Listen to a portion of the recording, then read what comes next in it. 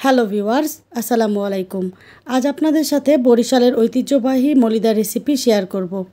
এই রেসিপিটা বরিশালবাসীদের কাছে এতটাই জনপ্রিয় যে দুটো ঈদ এবং যে কোনো উৎসব অনুষ্ঠানে এই রেসিপিটি করা হয়। তবে বিশেষ করে ঈদের সকালে মলিদা না খেলে যেন ঈদ অসম্পূর্ণ থাকে। ইউটিউব এবং ফেসবুকে আমি মলিদার অনেকগুলো রেসিপি দেখেছি, কিন্তু বিশ্বাস করেন একটাও আমার কাছে ট্রেডিশনাল মনে হয়নি। একদম ছোট থেকে এ পর্যন্ত এই মলিদা খেয়েই বড় হয়েছি। যে কোনো উৎসবেই কিন্তু আমরা মলিদার আয়োজন করে থাকি। তাই আমি আজ আপনাদের সাথে একদম ট্রেডিশনাল ওয়েতে এই মলিদার রেসিপিটি তৈরি করব। তবে আমি এখানে একটি উপকরণ কোনোভাবেই ম্যানেজ করতে পারিনি, সেটা হচ্ছে নারিকেলের ভেতরে যে একটা শাঁস থাকে, যেটাকে আমরা ফোপরা বলি, অথবা তালের বিচির ভেতরে যে ফোপরাটা থাকে সেটা। তো এই দুটো উপকরণের যে কোনো একটা দিলেই হয়, কিন্তু আমি কোনোটাই ম্যানেজ করতে পারিনি। যাই হোক, আমি তবুও চেষ্টা করেছি একদম পিওর মলিদা রেসিপিটি আপনাদের সাথে শেয়ার করতে। তো ভিউয়ার্স, রিকোয়েস্ট থাকবে আপনারা লাইক দিয়ে পুরো রেসিপিটি কন্টিনিউ করবেন। আমি আশা করছি রেসিপিটি আপনাদের কাছে বেশ ভালো লাগবে। তো চলেন মূল রেসিপিটি শুরু করি। প্রথমে আমি এখানে একটা বাটি নিয়েছি, আর এখানে নিয়েছি একটা চায়ের কাপ। আজকের পরিমাপটা আমি চায়ের কাপ দিয়ে করব, যাতে করে আপনাদের বুঝতে সুবিধা হয়। এখন আমি এখানে চায়ের কাপের 1 কাপ পোলাওয়ের চাল নিয়েছি। এখানে কিন্তু আপনারা যে কোনো ধরনের পোলাওয়ের চাল নিতে পারবেন, তবে আতপ চাল কিন্তু কোনোভাবেই ব্যবহার করা যাবে না, কারণ পোলাওয়ের চালে মলিদা বানালে সেটার গন্ধ যেমন সুন্দর হয়, খেতেও বেশ ভালো লাগে। তো এখন আমি চালটা 30 মিনিটের মতো ভিজিয়ে রাখবো, এতে করে পরবর্তীতে চালটা প্রসেস করতে আমার বেশ সুবিধা হবে। তো 30 মিনিট পরে দেখেন চালটা কিন্তু খুব সুন্দর করে ভিজে ফুলে গিয়েছে। একটু নখ দিয়ে টিপ দিলেই চালটা ভেঙে যাচ্ছে। এখন আমি এখানে নিয়েছি দুটো বাটি দুটো নিয়ে তারপরে এখানে যে কাপে আমি চাল মেপেছিলাম সেই কাপের 1 কাপ পরিমাণ চিড়া নিয়েছি। এখানে লাল বা সাদা যে কোনো চিড়াই ব্যবহার করা যাবে। তারপরে এখানে নিয়ে নিচ্ছি 2 কাপ মুড়ি। এখন সবগুলো উপকরণ আমি খুব সুন্দর করে পরিষ্কার পানি দিয়ে ধুয়ে নিব। তো চলেন সবগুলো উপকরণ ধুয়ে নিই। এখানে ভালোভাবে ধুয়ে নেওয়াটা কিন্তু খুবই জরুরি, না হলে কিন্তু এই মলিদাটা খুব বেশিক্ষণ পর্যন্ত ভালো থাকবে না, মানে নষ্ট হয়ে যাবে। তাই কষলে কষলে সুন্দর করে চালটা একদম সাদা পানি বের হওয়া পর্যন্ত ধুয়ে নিব।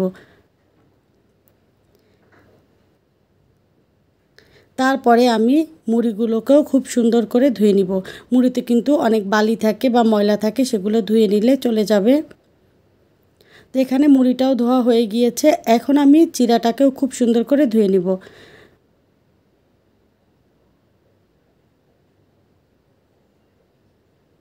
যেহেতু উপকরণগুলো কাঁচা ব্যবহার করা হবে, তাই খুব ভালোভাবে পরিষ্কার করাটা কিন্তু খুবই জরুরি। তো এখানে চিড়াটাও ধুয়ে নেওয়া হয়ে গিয়েছে। এখন মলিদা বানাতে সবথেকে প্রয়োজনীয় যে উপকরণটা, সেটা আপনাদের সাথে একটু শেয়ার করছি। এটা আমাদের বাড়ির নারিকেল গাছ। এখান থেকে আমরা অনেকগুলো নারিকেল পেড়েছিলাম। এই নারিকেলগুলো ঝুনাও হয়নি, আবার ডাবও না, ঝুনা এবং ডাবের মাঝামাঝি নারিকেল। এই নারিকেলটা আমি বাড়ি থেকে সুন্দর করে খোসা ছাড়িয়ে তারপরে নিয়ে এসেছি।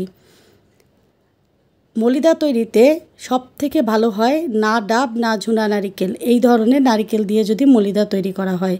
আমি এখানে নিয়েছি এখন আদাটা খোসা ছাড়িয়ে নিয়েছি। এটা বেটে নেওয়ার পরে 1 টেবিল চামচের মতো হবে। আদা একটু বেশি ব্যবহার করলে মলিদা খেতে কিন্তু বেশ ভালো লাগে। এখন আমি নারিকেলটা ফাটিয়ে নিয়েছি। তো নারিকেলটা বেশ বড় হওয়ার কারণে এর ভেতরে অনেক পানি ছিল। মলিদা রেসিপিতে শুধুমাত্র নারিকেল পানি দিয়েই যদি মলিদা বানানো হয়, সেটা খেতে কিন্তু খুবই ভালো লাগে। এখানে যদি এক্সট্রা পানি অ্যাড করা হয়, তাহলে মলিদার স্বাদ অনেকটাই কমে যায়। তো আমার ভাগ্যটা বেশ ভালো, আজকের নারিকেলটা অনেক বড় হওয়ার কারণে এখানে অনেকটাই পানি আছে। এখানে আমার আর এক্সট্রা কোনো পানি অ্যাড করতে হবে না। আর এই যে দেখেন, আমি এখন নারিকেলটা ফাটিয়ে নিয়েছি। এটার ভেতরে খুব বেশি শক্ত হয়নি, আবার এটা খুব বেশি নরমও না। এই ধরনের নারিকেল দিয়ে যদি মলিদা তৈরি করা হয়, তাহলে সেটা খেতে খুবই ভালো লাগে। হাত দিয়ে টিপ দিলেই দেখেন এটা গলে যাচ্ছে, আবার একদম নরমও না। তো একটা চামচ দিয়ে আমি নারিকেলটা কুড়িয়ে নিচ্ছি। খুব সহজেই কিন্তু কোরানো যাচ্ছে, যেহেতু এটা বেশ নরম। তো এভাবে করে আমি পুরো নারিকেলটা কুড়িয়ে নিয়েছি। যেহেতু নারিকেলটা একটু নরম, তাই কিছুটা খোসা উঠে আসতে পারে, এটাতে কোনো সমস্যা হবে না। তো চলেন এখন আমি সবগুলো উপকরণ পাটায় পিষে নিব। এখানে একটা ব্যাপার, এই উপকরণগুলো কোনোভাবেই ব্লেন্ডারে ব্লেন্ড করে নেওয়া যাবে না, তাহলে মলিদার যে একটা ট্রেডিশনাল স্বাদ সেটা কিন্তু আর একদমই থাকবে না। আমি অনেককেই দেখেছি তারা ব্লেন্ডারে ব্লেন্ড করে নেন, এটা কোনোভাবেই আসল মলিদার রেসিপি না। তো দেখেন এখানে আমি আদাটা খুব মিহি করে বেটে নিয়েছি। তারপরে এখানে আমি যে চালটা ভিজিয়ে রেখেছিলাম সেটা বেটে নিব। তো চালটা আমি 3 থেকে 4 বার বেটে একদম মিহি করে নিয়েছি। এখানে চালটা কিন্তু কোনোভাবেই দানা দানা থাকা যাবে না, একটু সময় নিয়ে খুব সুন্দর করে একদম মিহি করে পেস্ট করে নিতে হবে। তো আমি 4 বার করে চালটা বেটে একদম মিহি করে নিয়েছি। দেখেন এটা কতটা মিহি হয়েছে, আর আমি কিন্তু চালটা একটু পানি দিয়ে বেটেছি। তো চালটা বেটে নেওয়া হয়ে গিয়েছে। এখন আমি এখানে নিয়ে নিচ্ছি ধুয়ে রাখা মুড়ি।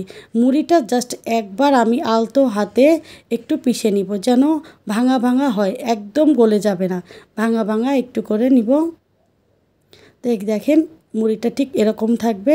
তো মুড়িটা আমার বাটা হয়ে গিয়েছে। তারপরে আমি নিচ্ছি চিড়া। চিড়াটা বাটতে আমার একটু সমস্যা হচ্ছিল, কারণ চিড়ার পানিটা একদম শুকিয়ে গিয়েছে, তাই খুব সামান্য পানি দিয়ে চিড়াটাও আমি জাস্ট একবার আলতো হাতে বেটে নিয়েছি, যেন আধা ভাঙা হয়, এই আর কি। তো দেখেন এখানে চিড়াটাও আমার বাটা হয়ে গিয়েছে।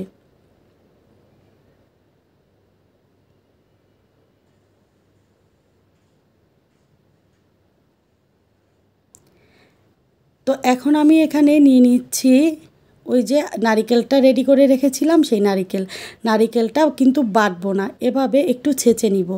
দেখেন আমি কিভাবে করছি।